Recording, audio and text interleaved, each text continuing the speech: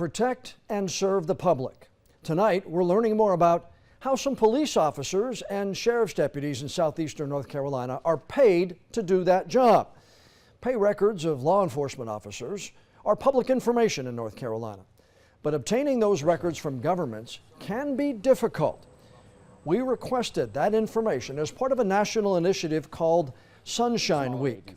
WECT's Zach Solon teamed up with our media partners at Port City Daily and WHQR to request information, public information, from 6 local agencies. Now, Zach, you said earlier, while most of the agencies fulfilled our requests pretty promptly, one city, after a month, still has not provided what we asked for.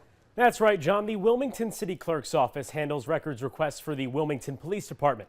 More than a month after WECT reached out with our request, we still have not received records that are considered public information. And we should point out, the city of Wilmington is the only government not to provide us any records that we asked for.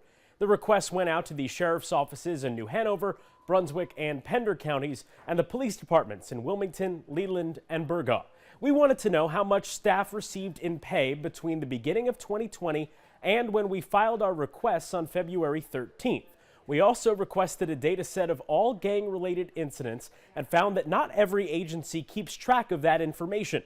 The Brunswick County Sheriff's Office does not keep tabs on gang-related incidents, and none were recorded by the Pender County deputies or Leland PD. Burgaw's police chief gave us a list of the 6 gang-related incidents there, and New Hanover County gave us the number of incidents they responded to each year. Again, we still have not received any of this requested information from the city of Wilmington, but we will keep trying.